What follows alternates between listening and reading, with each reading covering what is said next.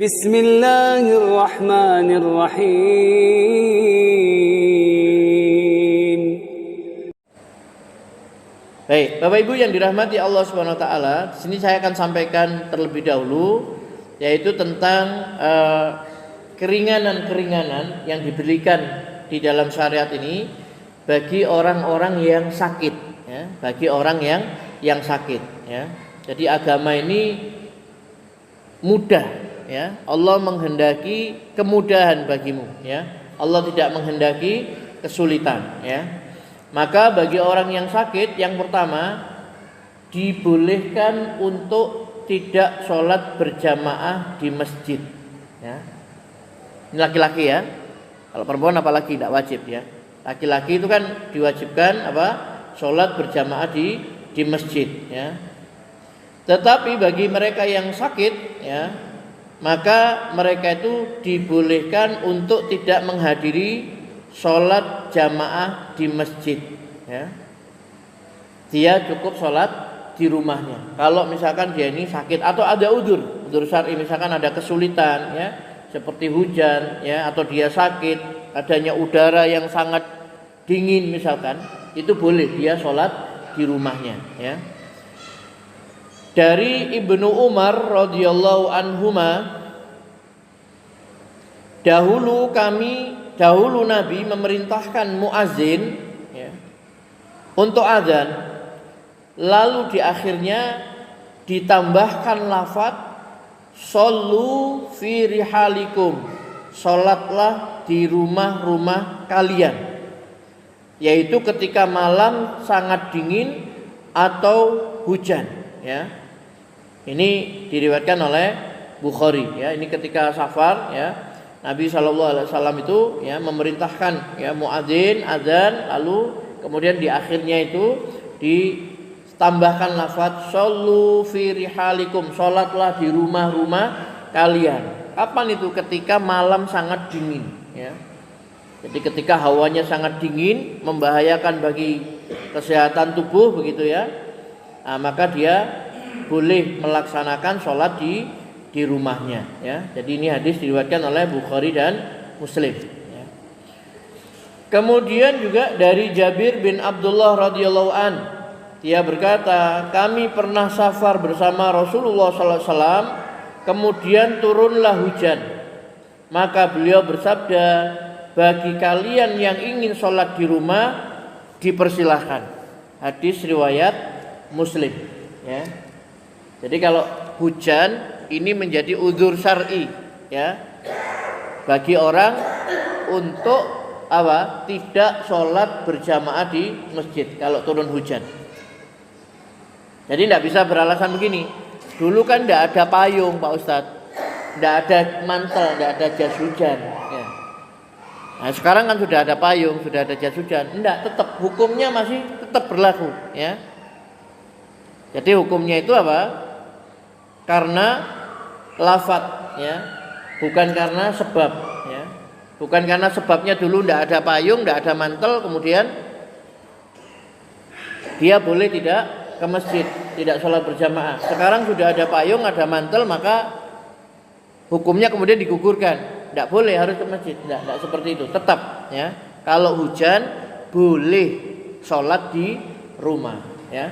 Tetapi kalau dia mau ke masjid pakai payung, pakai jas hujan, pakai mantel, itu merupakan kesungguh-sungguhan dia untuk mengerjakan sholat berjamaah, ya, seperti itu. Jadi hanya boleh saja, boleh, ya, udzur syar'i begitu, ya. Kemudian, ya, dijelaskan oleh Syekh Abdul Aziz bin Baz, ya, sholatlah di rumah-rumah kalian, maksudnya adalah jika ada masyaqqah, ya. Masyaqqah itu adalah kesulitan yang dirasakan oleh orang-orang, seperti karena hujan, jalannya becek, licin atau banjir. Nah, itu boleh loh, ya, bukan wajib, ya, bukan harus, ya.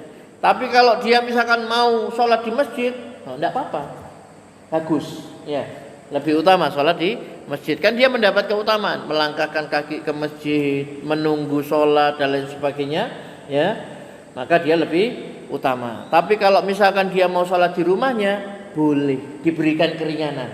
Nah, seperti itu, ya.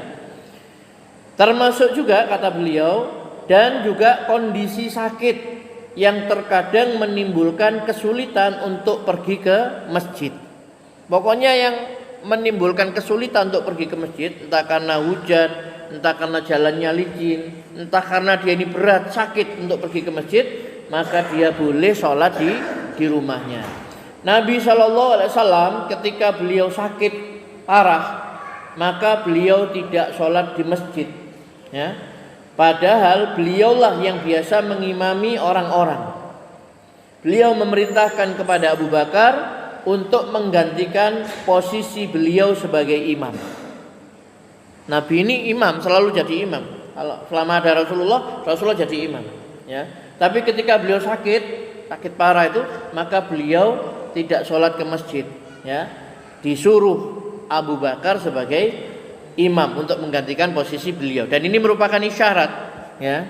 Syarat bahwasanya nanti kalau Rasulullah SAW wafat, penggantinya itu adalah Abu Bakar, ya. Dan memang terbukti seperti itu. Umar tidak mau menjadi pemimpin, menjadi khalifah selama di situ masih ada Abu Bakar, ya. Karena Nabi SAW kalau tidak bisa ngimami sholat karena kesulitan, uzur dan sebagainya, yang ditunjuk adalah Abu Bakar untuk menggantikan posisinya. Aisyah radhiyallahu anha berkata, Rasulullah SAW ketika sakit, beliau bersabda, perintahkan Abu Bakar untuk sholat mengimami orang-orang, ya. Hadis riwayat Bukhari. Jadi menyuruh Abu Bakar agar mengimami orang sholat berjamaah di masjid. Beliau sholat di rumah, ya, sholat di rumah, ya. Nah, tapi sakitnya sakit parah Pak, ya, bukan hanya panu atau pilek atau apa begitu, ya. Sakitnya memang sakit yang kalau ke masjid itu berat, ya, bisa memperparah atau memperlambat kesembuhannya, ya. Seperti ada orang sakit tipes, ya. Kalau tipes itu kan kalau sudah enak tapi dia banyak bergerak nanti panas lagi kan begitu, ya. Nah, maka dia boleh sholat di rumah, ya. Tapi lemek batuk-batuk sedikit, pilek, ya, atau panu dan lain sebagainya, ya ke masjid, ya. Seperti itu. Ya. Kemudian sahabat Ibnu Abbas radhiyallahu anhu mengatakan, aku melihat, nah ini agak keras beliau, ya. Ibnu Abbas mengatakan, saya melihat bahwa kami para sahabat memandang orang-orang yang tidak sholat berjamaah sebagai orang munafik atau sedang sakit. Jadi kalau ada orang tidak sholat ke masjid, itu perkiraannya kalau tidak sakit berarti dia ini orang munafik, ya. Hadis riwayat Muslim, ya. Ini standarnya para sahabat dulu Pak, ya. Standarnya sahabat. Kalau orang tidak sholat ke masjid, maka kami mengira dia ini adalah orang munafik atau dia sedang sakit, ya, atau sedang sakit. Nah, begitu, ya. Jadi dalilnya adalah kalau sakit boleh tidak sholat ke masjid, ya, seperti itu. Gitu, ya. Nah, jadi dalil-dalil tadi menunjukkan apa? Bolehnya orang yang sakit untuk tidak menghadiri sholat jamaah, ya. Boleh loh Pak, ya. Tapi kalau dia sakit tapi masih semangat, ya, seperti ada seorang ulama dulu itu tabiin, ya, begitu adzan walaupun sakit dia minta dipapa, ya, dipapa, ya, dituntun, ya, tidak apa-apa, ya. Atau ada kita melihat orang-orang tua umur 70 tahun pakai tongkat dan lain sebagainya, dia semangat ke masjid, ya tidak apa-apa, tidak dilarang. Itu cuma apa? Boleh kalau tidak sholat di masjid karena berat, dia ini orang yang sakit, ya, seperti itu, ya. Makanya malu kalau anak muda masih kuat tidak pergi ke masjid, kalah sama orang tua yang umurnya misalkan 70 tahun pakai tongkat, dia dipapa, dia pergi ke masjid, ya.